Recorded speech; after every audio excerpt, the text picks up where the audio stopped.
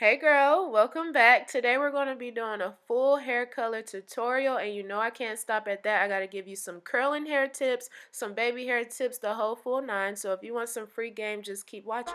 You a stallion, baby, you know you got body, High volume. Okay, so this was a custom wig order, and this is what she sent in, and you already seen the results, so you seen what we was working with. So this is what we are achieving, and we started with a blank canvas using bundles from my collection that I made into a wig, and you can see that the hair is very platinum. You do want to make sure you tone your wig or your bundles first. You do not want to try to paint on top of yellow, and I did that using purple shampoo. So we're going to be using Adore Baby Blue and Titanium, and then yellow from Tintation. So for the first color of our ombre, which is the baby blue, we will be hand painting, and for the rest it will be watercolor. So I sectioned that back off, and I'm gonna start with the top first. Now anytime I hand paint color, I make sure to damp the hair first. That just helps the color seep through easier, and it just uses less product than when you're trying to paint with dry hair.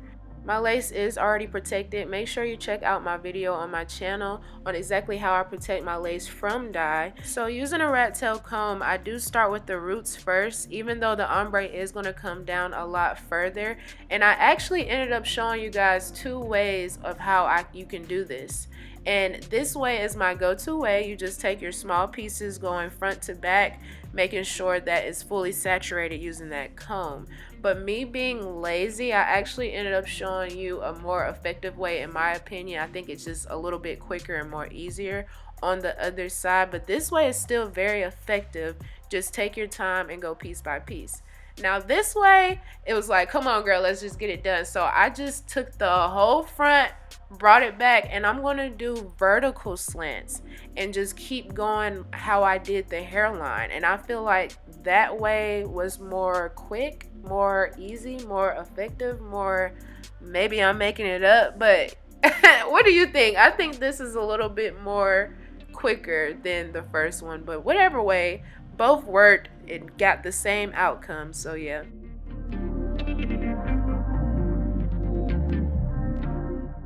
So after we get those roots dyed, I'm going to be sectioning the back out because we're going to be working with the top bundles first. Only because if I ever run out of the mixture I already have for the blue, the back can be a little bit off than the top, which has to blend with the frontal. You know what I mean? So just in case I run out of the mix that I already have, it will still flow very nice at the top, which is the most noticeable part. So we're going to go ahead and take small sections. I think I do 2 tracks at a time, and make sure again it's damp. Now not fully saturated where we're dripping water, but just damp enough that the dye can really move and seep through. Now when I'm melting this color down and I'm trying to get a blend, you will see me move that paddle brush from like horizontal to vertical, like right there. You'll see me melting it down, just blending, and I'm also trying to make sure each piece inside is fully dyed, fully saturated. You do not want blonde patches, and you also don't want pieces that are lightly dyed versus a more saturated piece, because then you're going to get different off colors and more blotches.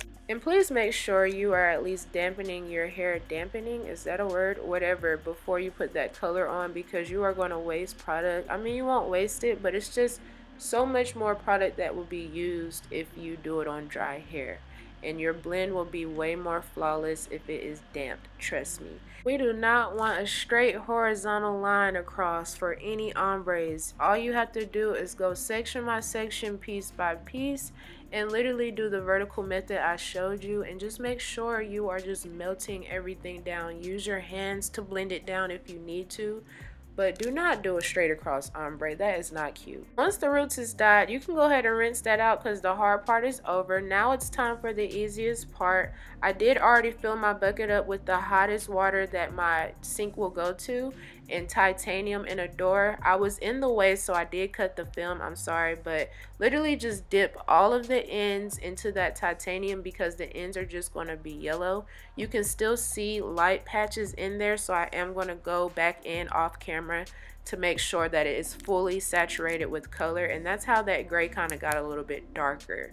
You have to be a little careful with watercolor and grays.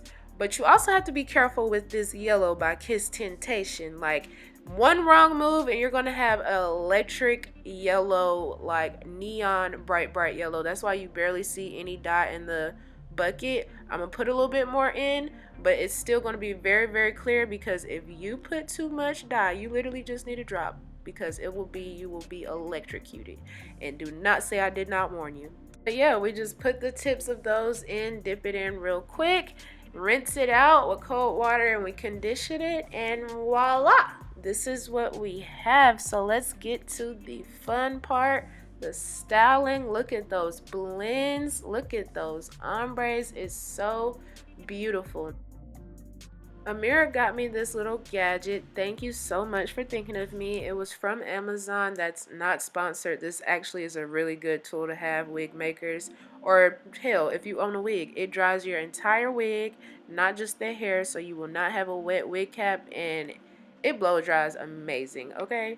So let's get into the styling. Now, disclaimer, this video is from November 2020 and I am just now giving it to you, girl. I don't even curl hair like this anymore, but this video makes me want to. So I'm just using a big wand, and you want to take each piece and flatly wrap it around. You do not want to twist any pieces. You want to make sure each piece is flat, and it's a little tricky at first, but you'll get used to it.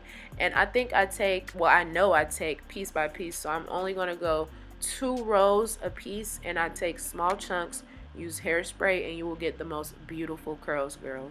And this is how it's looking when you take your time and just go piece by piece. Now, I do change the position of my curling wand, of like how it's in my hand and how I hold it for each side. I will do a more detailed curling hair tutorial.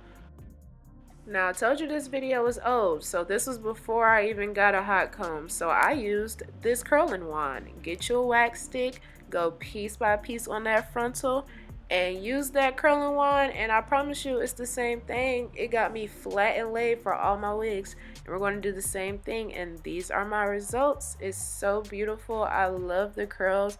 I'm gonna have to pop that curling wand out. That's what this video is telling me. Go get that curling wand back out. Don't you just love how the curls look before you comb it out? I know some people don't like a comb out, but baby, you gotta comb it out. But it just be so beautiful and flawless.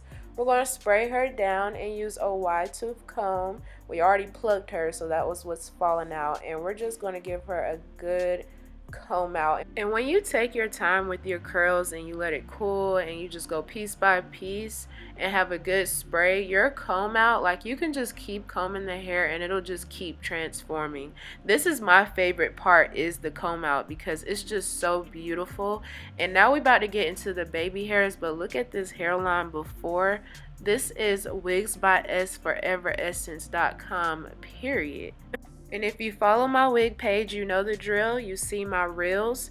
You already know we take a thin layer out and we go ahead and razor or cut them down. Honestly, this video showing me things that I haven't done in a while, and it's making me want to go back to these methods, because I don't even use a razor either. I also do not use a comb plus the edge brush to do these baby hairs, but I remember, like, it just gave a super flawless look. So I'm gonna have to go back to these methods thanks to this YouTube video. You gotta make sure after you swoop them baby hairs, you go back and cut to get that swoop even more crisp. Trust me, it just looks so flawless and so, you see that swoop? The magic unfolding in front of our eyes. Girl, this wig is laid. If you enjoyed this video, if you learned something new, please make sure you comment. What? Wigs by who? Wigs by S, period. If you still here to the end, you a real one. I'm just saying, you up there with the real ones. I'm just saying. And if you really like this video, make sure you like, comment, and subscribe. And I'm going to catch you on the next one. Happy New Year's, guys.